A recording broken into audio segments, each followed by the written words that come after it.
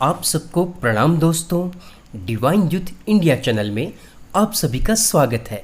मैं हूं आपका दोस्त मुकेश। आइए हम माँ गायत्री के चमत्कार से भरा एक ऐसा प्रसंग सुनते हैं जो कि अपने आप में अद्भुत है। इस प्रसंग में आप जान पाएंगे कि माँ गायत्री कितनी करुणामयी है। उन्हें कोई सच्चे मन से बस एक बार पुकार ले तो वे अति शीघ्र प्रसन्न होकर अनुपम जीवन का वरदान दे देती हैं। एक ऐसा ही अद्भुत प्रसंग हमें जबलपुर के रहने वाली श्रीमती जानकी द्विवेदी ने भेजा है। वे लिखती हैं कि मुकेश भैया, मेरा ये संस्मरण लोगों तक ज़रूर पहुंचाइएगा। मैं 1.5 वर्ष की थी तभी माता जी का स्वर्गवास हो गया। दुर्भाग्य मेरा जन्म का साथी रहा है। बुआ जी ने मुझे पाला।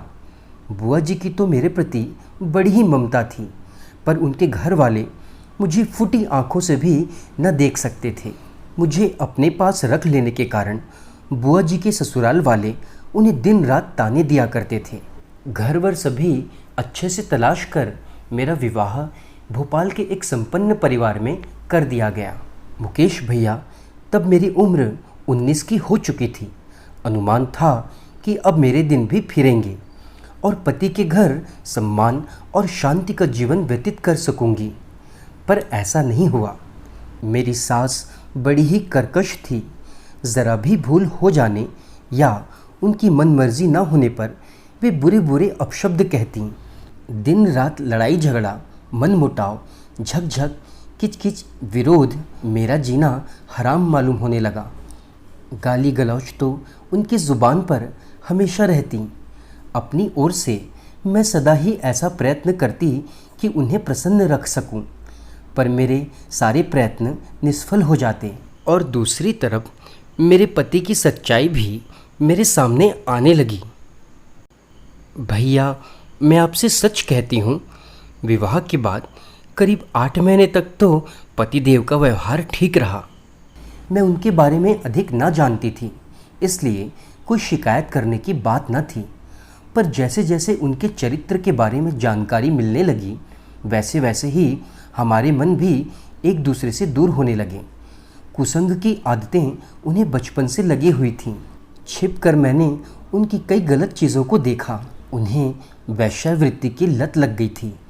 कई बार शराब के नशे में वे घर लौटते, सिगरेट तो दिन भर फूंकते रहते। मैंने उन्हें समझाना बुझाना और विरोध करना शुरू किया तो वे मेरे ही दुश्मन बन गए। मारना, पीटना, गाली गलौज देना, महीनों ना बोलना आदि व्यवहार मेरे साथ करने लगे। आत्महत्या कर लेने के विचार मेरे मन में बार बार आते रहते। कुछ महीनों बाद मैं बुआ जी के घर गई। मेरे हट्टे कट्टे शरीर में हड्डियां रह गई थीं। बुआ जी को आशा थी कि लड़की धनी घर में पहुंची है, वह हर प्रकार से सुखी होगी, पर मेरा यह हाल देखकर उनकी छाती भर आई। हम दोनों एक दूसरे से लिपटकर बहुत देर तक रोती रहीं। तभी बुआ जी के एक वयोवृद्ध गुरु थे। वे ग्रह दशा और हस्तरेखा दिखाने के लिए मुझे उनके पास ले गईं। उन्होंने मुझसे कहा, बेटी, अगर तुम कुछ कर सको तो मैं एक अचूक उपाय तुम्हें बताता हूँ। तुम यहाँ अभी 1-2 महीने तो रहोगी ही। 40 दिन का गायत्री अनुष्ठान कर डालो। भगवती गायत्री की कृपा से तुम्हारे सारे दुख प्रारब्ध दूर हो जाएंगे। भैया, मैं कठिन से कठिन उपाय भी करने को तैयार थी।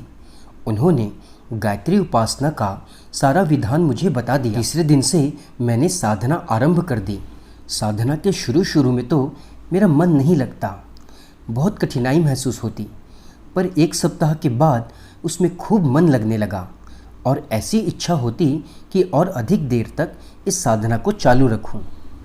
मैं सच्चे मन से माँ गायत्री से प्रार्थना करती कि हे माँ, मुझे इस दुख से मुक्त कर दो या तो मुझे इस संसार से ही उठा लो। भैया, मेरी साधना को कुछ सप्ताह ही बीते थे कि जप के दौरान एक दिन मुझे झपकी सी आ गई और ऐसा लगा कि कोई सफ़ेद बालों वाली वृद्ध महिला मेरा सिर अपनी गोद में लिए हुए बैठी है और सिर पर हाथ फिरा रही है। मैंने पूछा, माता जी, आप कौन हैं? उसने बड़ी शांति भरी मुस्कुराहट के साथ कहा, बेटी, मैं तेरा दुख दूर करने आई हूँ। झपकी खुली, आंखें मलकर चारों ओर देखा और वहाँ कोई स्त्री न थी। इस अद्भुत बैठे बैठे दिखाई दिए स्वप्न के बारे में मुझे बड़ा आश्चर्य हुआ।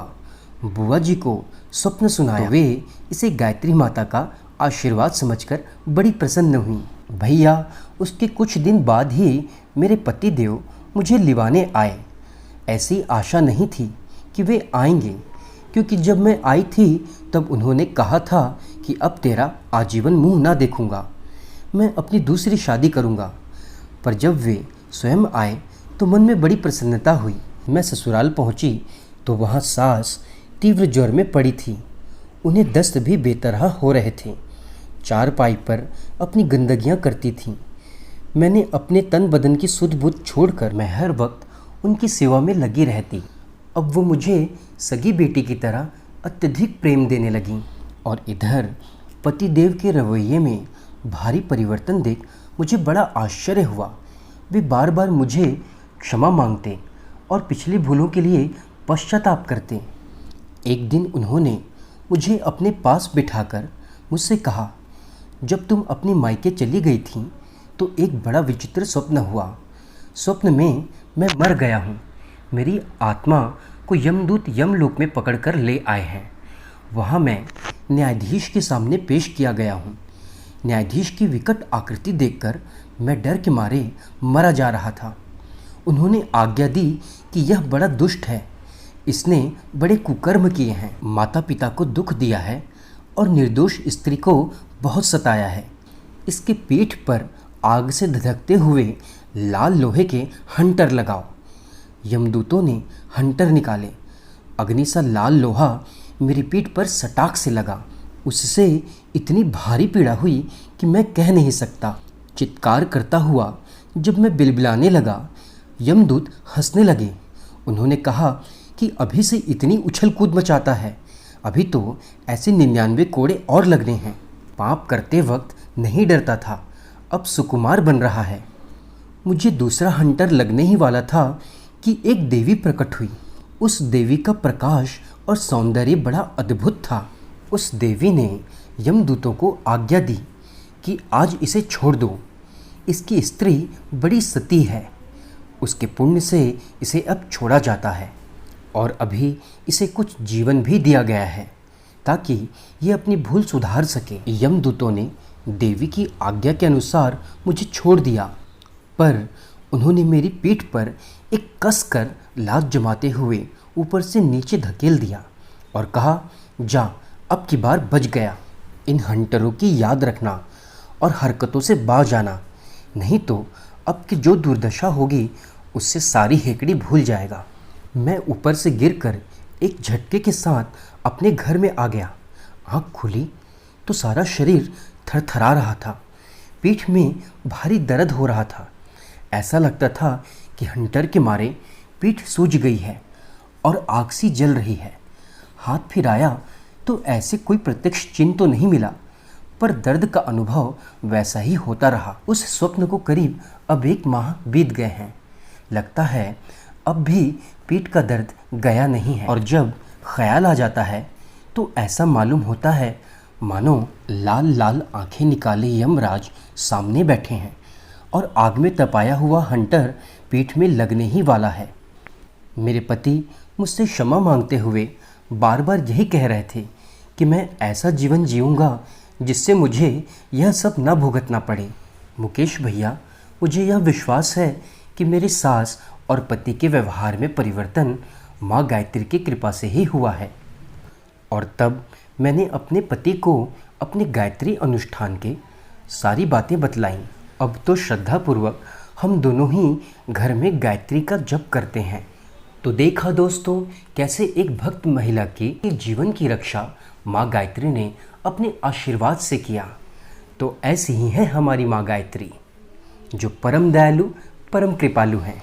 दोस्तों, हमें विश्वास है कि यह सत्य घटना पर आधारित प्रसंग आपको अच्छी लगी होगी। तो ऐसे ही वीडियो को देखते रहने के लिए हमारे चैनल को सब्सक्राइब करें और इसे शेयर करना ना भूलिएगा, ताकि हम जन जन तक माँ गायत्री के कृपा को पहुँचा सकें। आप सभी ने इस प्रसंग को ध्यान से सुना, इसके लिए हृदय से धन्यवाद। मिलते हैं हमारे अगले वीडियो में।